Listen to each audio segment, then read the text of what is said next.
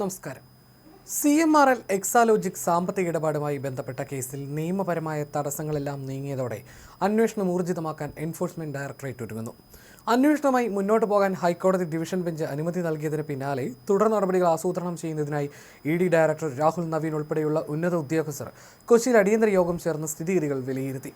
കേസിലെ നിർണായക വ്യക്തികളെ ചോദ്യം ചെയ്യുന്നതിനും കൂടുതൽ ഡിജിറ്റൽ സാമ്പത്തിക തെളിവുകൾ ശേഖരിക്കുന്നതിനും അന്വേഷണ സംഘങ്ങൾക്ക് യോഗം കൃത്യമായ നിർദ്ദേശം നൽകിയിട്ടുണ്ട്. എന്നാൽ ഈ കേസിൽ CMRLലും വീണയും മാത്രമല്ല ലക്ഷ്യമെന്നും കൂടുതൽ കേന്ദ്ര അന്വേഷണ ഏജൻസികളുടെ വരവ് ഇതിനോടകം ഉണ്ടായേക്കുമെന്നുമാണ് പുറത്തുവരുന്ന വിവരങ്ങൾ.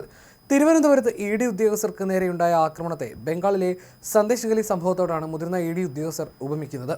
റേഷൻ അഴിമതി കേസ് അന്വേഷിക്കാൻ 2024 ജനുവരിയിലെത്തിയ ED സംഘത്തെ തൃണമൂൽ കോൺഗ്രസ് നേതാവായിരുന്ന ഷാജഹാൻ ഷെയ്ഖിന്റെ അനുയായികൾ ആക്രമിച്ചതിന് പിന്നാലെ ഒന്നിലധികം കേന്ദ്ര ഏജൻസികളാണ് ബംഗാളിലേക്ക് എത്തിയത്. ഉദ്യോഗസ്ഥരെ ആക്രമിച്ചതിനും ഭൂമി കയ്യേറ്റം, സ്ത്രീകൾക്കെതിരെയുള്ള അതിക്രമങ്ങൾ തുടങ്ങിയവയ്ക്കെതിരെയും CBI അന്വേഷണത്തിന് ഹൈക്കോടതി ഉത്തരവിട്ടു.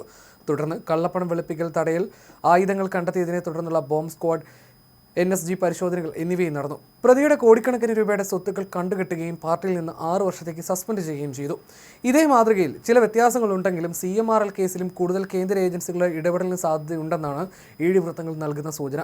എന്നാൽ രാഷ്ട്രീയമായി വലിയ കോളിളക്കങ്ങൾ ഉണ്ടാക്കാൻ സാധ്യതയുള്ളതിനാൽ EDയും കേന്ദ്ര സർക്കാരും ഈ വഴിക്ക് നീങ്ങുമോ എന്നതാണ് ഇനി അറിയേണ്ടുന്നത്. അതേസമയം CMRL എക്സാലോജി കേസിൽ കൂടുതൽ കേന്ദ്ര ഏജൻസികളുടെ ഇടപെടലിന് ചില പരിമിതികളുണ്ടെന്ന് വാദിക്കുന്നവരുമുണ്ട്.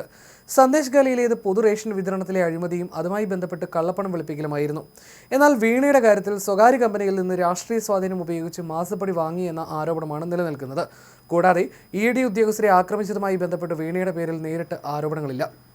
നിലവിൽ SFIO, ED എന്നിവയാണ് ഈ കേസ് അന്വേഷിക്കുന്നത്. ഇതിൽ ഭൂമി കയ്യേറ്റം, ഗുണ്ടാപ്പിരിവ്, സ്ത്രീ പീഡനം, ആയുധങ്ങൾ സൂക്ഷിക്കൽ പോലെയുള്ള കുറ്റകൃത്യങ്ങൾ ഇല്ലാത്തതിനാൽ കമ്പനി നിയമങ്ങളുടെ ലംഘനവും നികുതി വെട്ടിപ്പും കള്ളപ്പണം വെളുപ്പിക്കലും മാത്രം മുൻനിർത്തി അന്വേഷണത്തിന്റെ വ്യാപ്തി വികസിപ്പിക്കാൻ എളുപ്പമല്ല എന്ന് ഒരു വിഭാഗം ചൂണ്ടിക്കാണിക്കുന്നു. നിലവിലെ സാഹചര്യത്തിൽ വീണയ്ക്കും CMRL കമ്പനിയുമായി ബന്ധപ്പെട്ട് പ്രതിപട്ടികയിലുള്ള മറ്റുള്ളവർക്കും ചോദ്യം ചെയ്യലിന് ഹാജരാകാൻ വൈകാതെ തന്നെ ED സമൻസ് അയക്കും.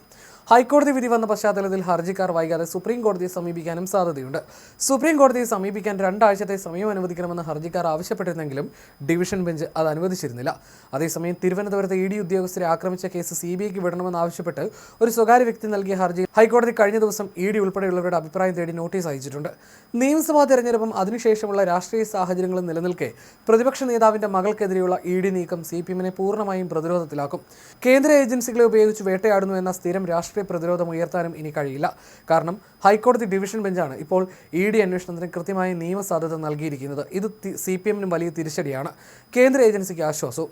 വീണയെ ഈ കേസിൽ അറസ്റ്റ് ചെയ്യാൻ പോലും സാധ്യതയുണ്ട്. വീണയുടെ വീട്ടിൽ റെയ്ഡിനെത്തിയ ED ഉദ്യോഗസ്ഥരെ ആക്രമിച്ചതും ED ഗൗരവത്തിൽ തന്നെയാണ് എടുത്തിട്ടുള്ളത്.